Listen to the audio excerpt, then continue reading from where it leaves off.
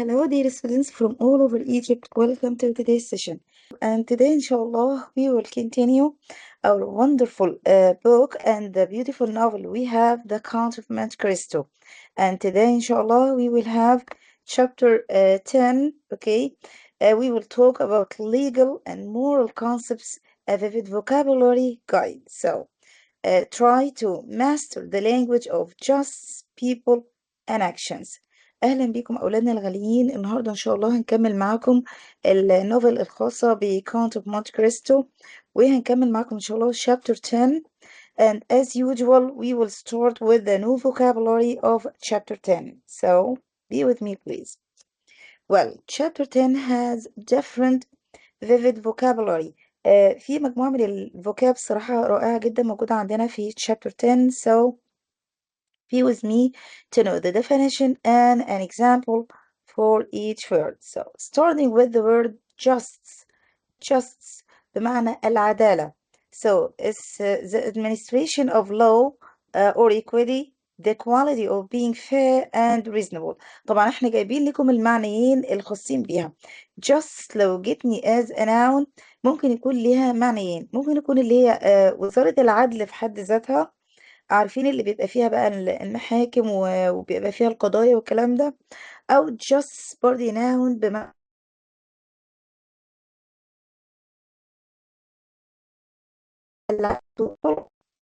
a citizen had the right to seek justice in a court of law. Well, the second word we will have is the word protection. Protection جاي عندي من الverb protect or to protect بمعنى يحمي. So protection معناها الحماية. This is the state of being kept safe from harm, injury, or loss. For example, the new law provides better protection for workers' rights. Well, now we have the word proof. Proof. Proof بمعنى evidence أو دليل. So, evidence or argument establishing a fact or the truth of a statement. For example, the police needed physical proof before they could make an arrest. Continue with the new words. We have secrets. Secrets. So, secrets معناها الأسرار. The definition of it is these are information that's kept hidden or is known only by a few people. For example, in a competitive market, companies must guard their trade secrets carefully. And in the contrary, we have the word rumors. Rumors. Rumors يقصد بيها إشاعات. These are words that not true. So, information or stories passed from person to person that haven't been proven true. For example, you shouldn't make decisions based on rumors you hear in the hallway. And now we have a reputation. So, reputation means السمعة. So, these are the beliefs or opinions that are generally held about someone or something. For example, the restaurant had a global reputation for serving the best seafood. And now we have dishonor. Dishonor. Dishonor هي يعتبر الopposite من كلمة honor. honor يقصد بيها طبعا لو قلنا as a verb بمعنى يكرم شخص. لو جاتني بمعنى noun تبقى الشرف أو التكريم في حد ذاته. and dishonor معناها إيه؟ معناها عدم الشرف أو عدم التكريم. So the definition for it is a state of shame or a loss of reputation caused by something disgraceful. يعني حاجة بتسبب يعني زي فضيحة أو حاجة مش كويسة لشخص ما. For example, he felt that losing the race would bring dishonor to his school.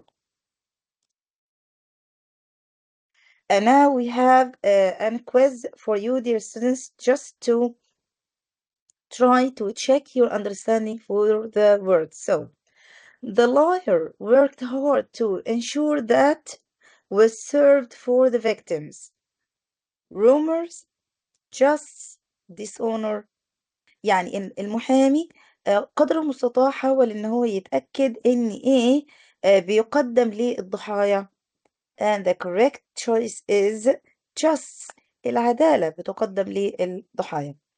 Well, without any solid, the police couldn't charge the suspect. يعني بدون أي دامغ الشرطة ما قدرتش إن هي تتهم المشتبه به. So protection, punishment, proof. Of course, it's the word proof بمعنى دليل.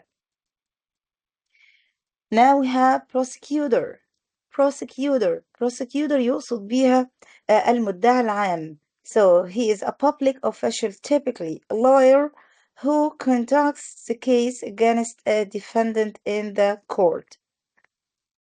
For example, the prosecutor presented the opening statement to the jury.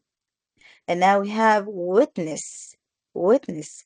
The word witness معناها يشهد على شيء. So he's a person who sees an event, typically a crime or accident, and take place.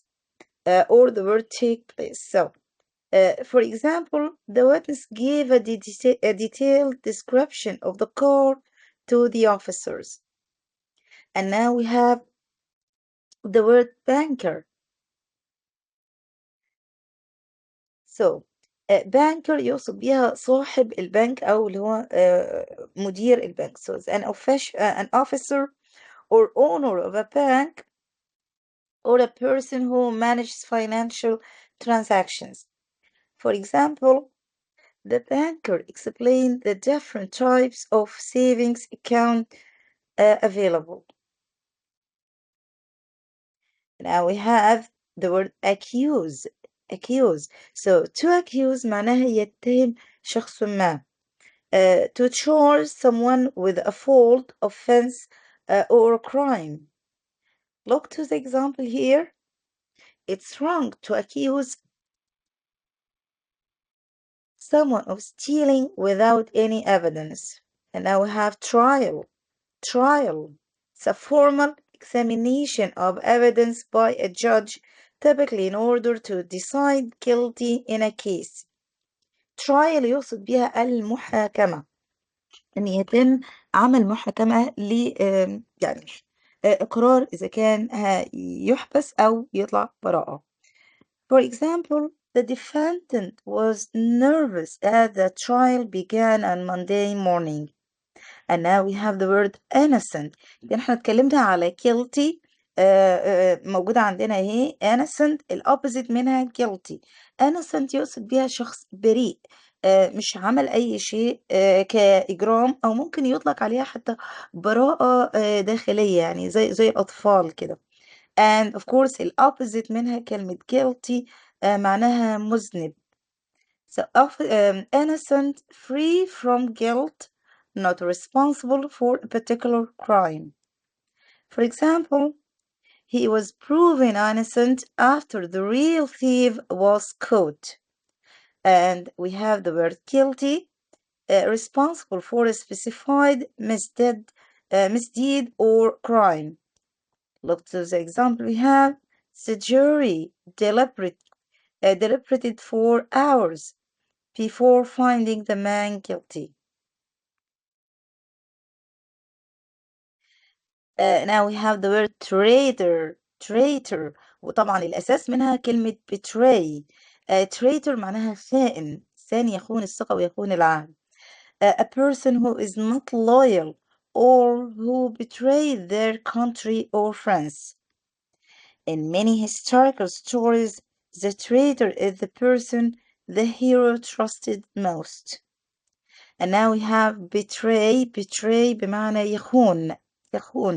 So to be disloyal to a person, country, or group by helping an enemy. For example,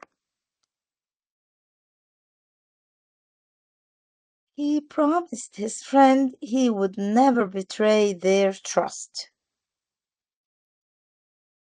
Now we have angel, devil, and greedy.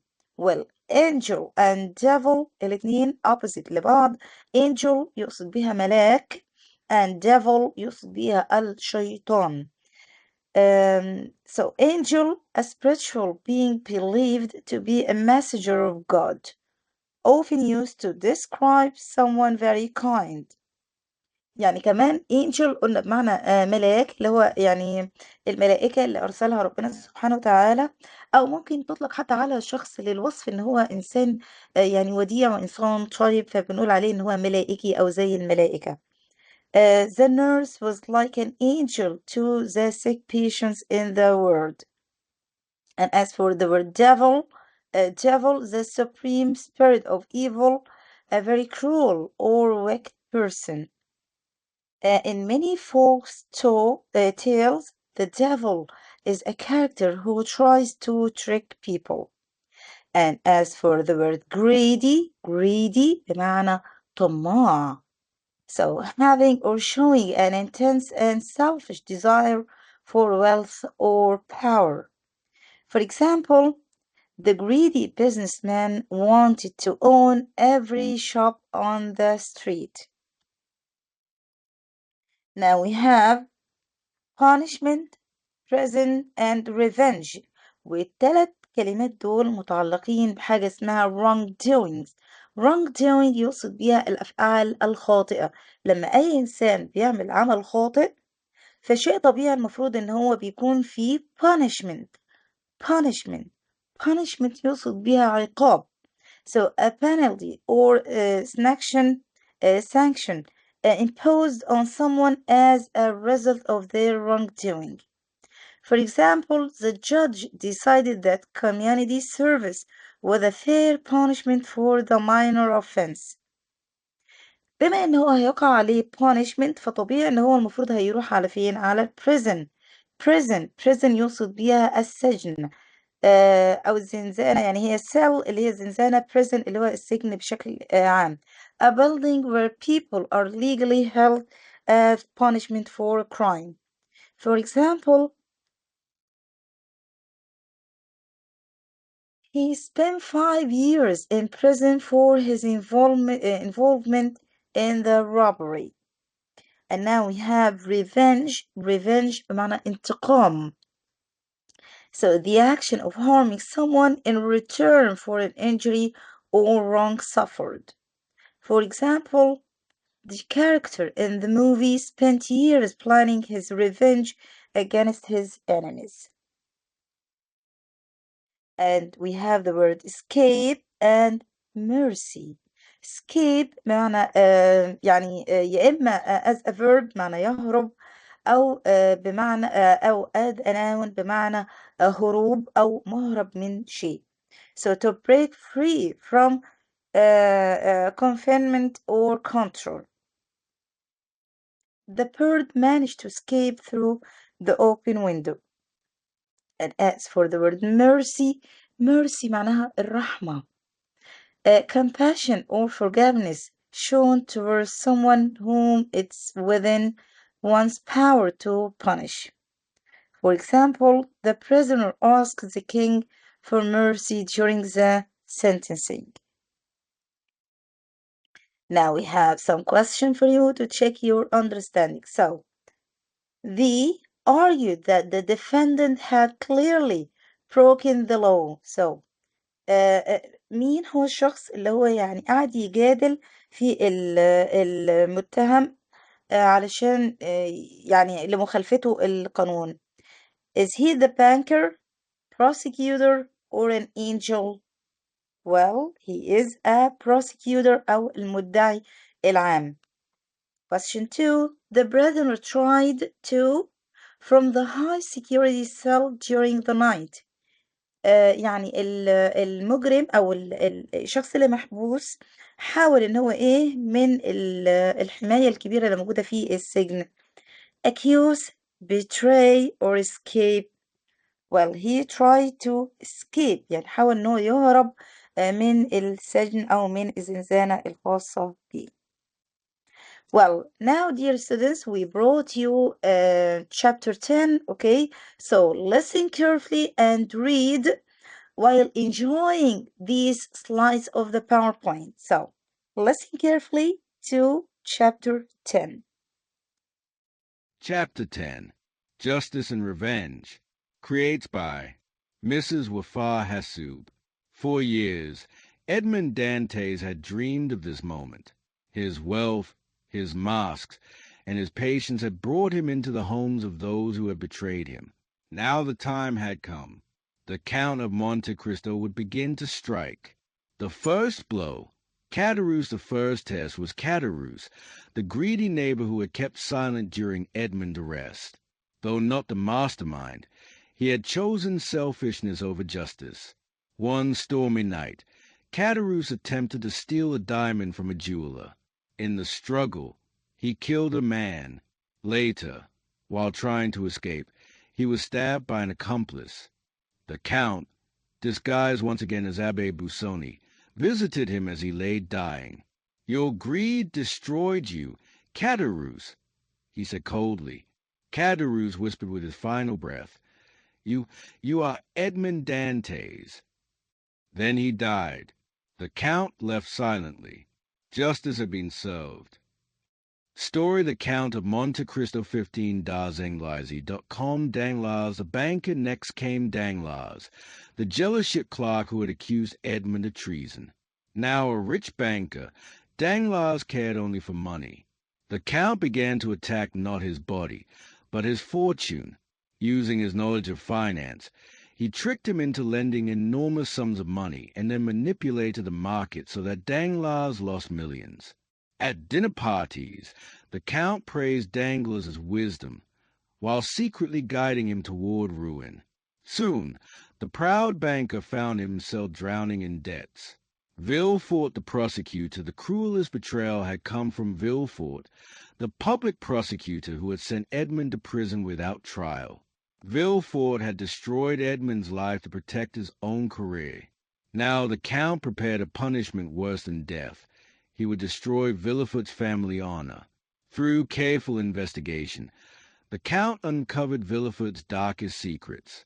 Step by step, he revealed his hidden crimes to society. Newspapers whispered about corruption and dishonor in Villefort's family. Slowly, the prosecutor's reputation collapsed. In his proud home, Villefort felt his life fall apart. His daughter Valentine was poisoned by his second wife. His wife was caught in lies. Villefort's mind broke. He wandered his house like a madman, unable to face the justice he had once denied Edmond. Fernand the traitor, the most painful revenge was reserved for Fernand, once Edmond's best friend and later the thief of Mercedes. He had married her, taken Edmond's happiness, and risen to power as Count de Morcerf. The Count attacked him by revealing his secret past. During the war, Fernand had betrayed his commander, Ali Pasha, and sold him to the enemy. The Count gathered witnesses, letters, and proof. At a government trial, these crimes were read aloud. Paris gasped in horror. Fernand, once a hero, was now branded a traitor. Mercedes stood pale in the courtroom. Their son Albert challenged the Count to a duel, but Mercedes went to beg for mercy. "Edmond, if you ever loved me, spare my son." The Count spared Albert, but Fernand's life was over. Shamed, abandoned, and dishonored, Fernand shot himself. 16 Story The Count of Monte Cristo das Anglais. The weight of revenge, the world whispers each act of justice gave Edmond a strange satisfaction. Yet with each victory, he felt a new emptiness.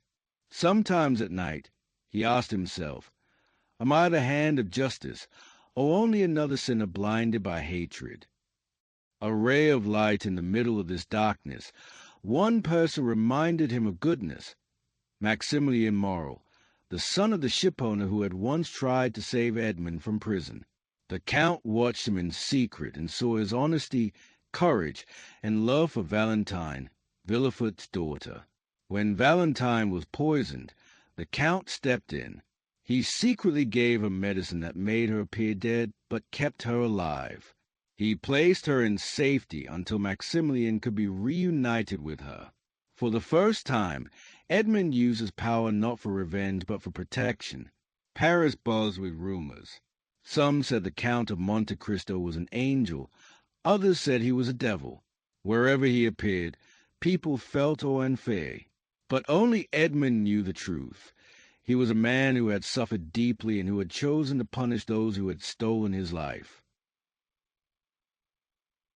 Well, that was the end for chapter 10. And now to the question. So be with me, justice and retribution, the psychology of vengeance in the Count of Monte Cristo. Well, the architecture of revenge. Edmond Dantes spent years planning a meticulous retribution. Every punishment was custom designed to expose the specific sin of his enemies, transforming a game of revenge into a profound exploration of justice and the human soul. Well, why did Edmund choose to punish Cadurus, even though he was not the mastermind? Well, of course, he was really selfish and he remained silent during Edmund's arrest. Inaction in the face of absolute injustice is prosecuted as an active, devastating crime. How does Cadur's death reflect the theme of greed?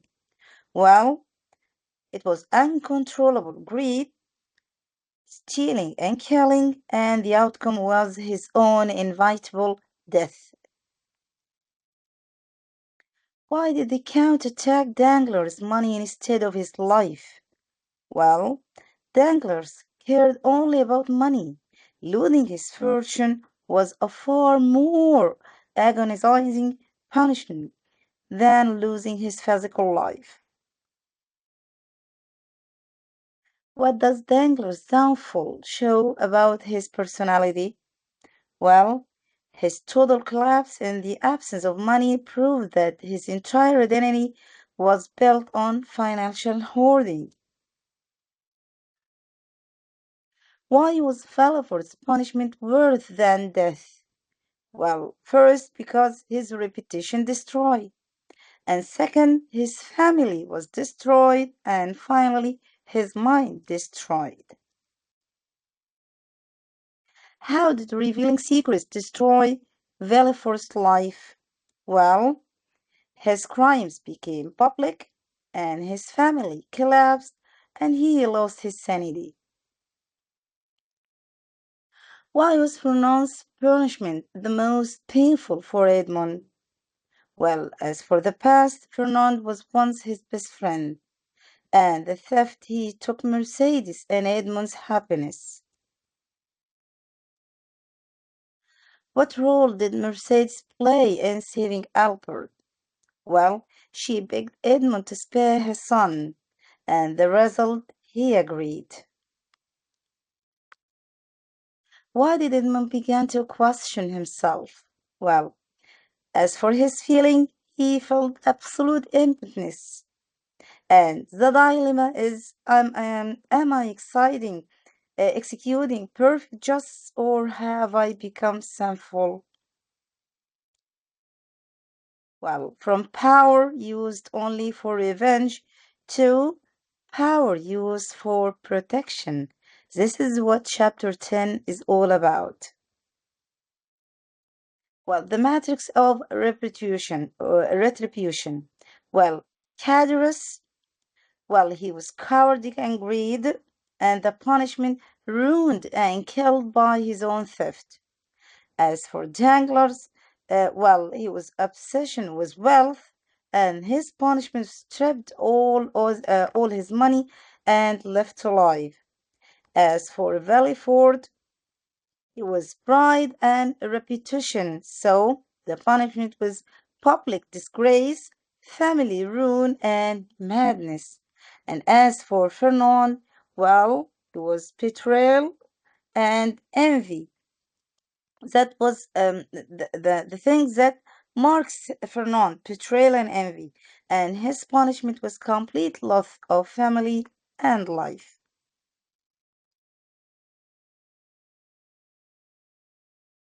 Well, now, why is Fernand called the traitor? Well, because he betrayed both Edmund and Ali Pasha. Why did the Count wait to expose Fernand publicly? Well, to make his fall more powerful and humiliating. What effect did the trial have on Paris? It shocked people and revealed Fernand's true nature. Well, as for his honor, public reputation destroyed.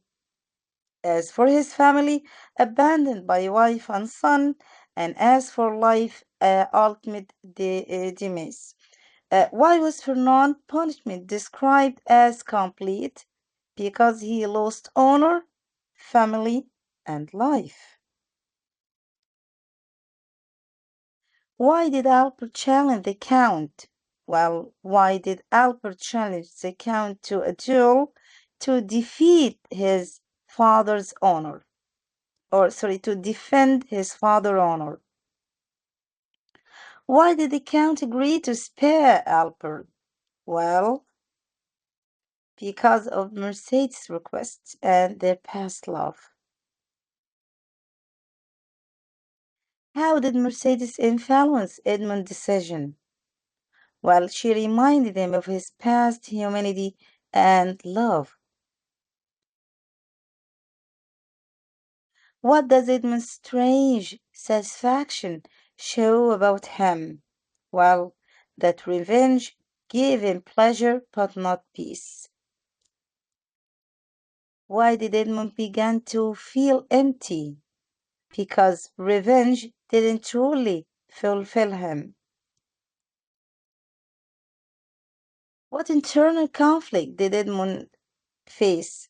Well, whether he was delivering justice or acting out of hatred.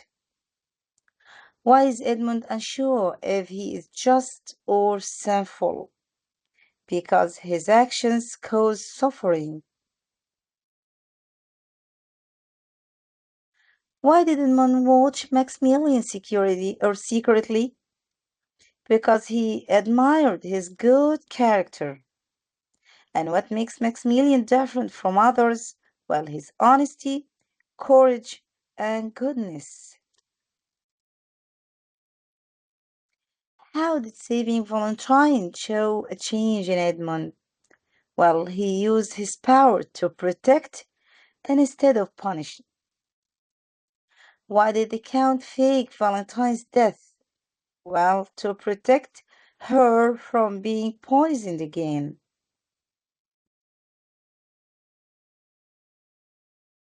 The arc of Edmund Dance concludes in the preservation of life.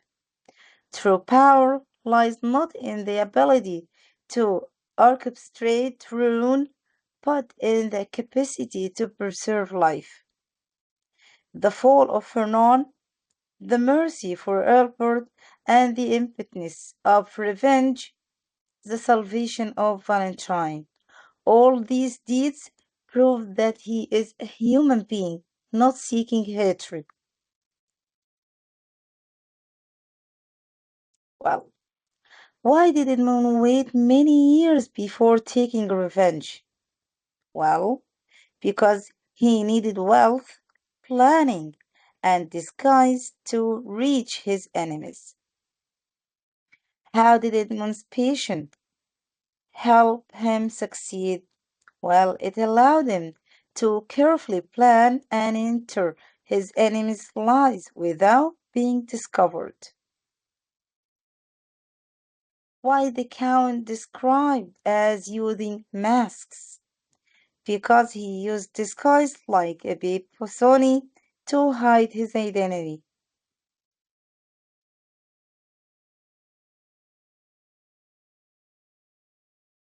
Why did the Count call Kadir's punishment justice? Well, because Kadir's greed and action led to his own death. Why didn't the Count directly kill Cadurus? Well, because Cadurus' own actions led to his punishment.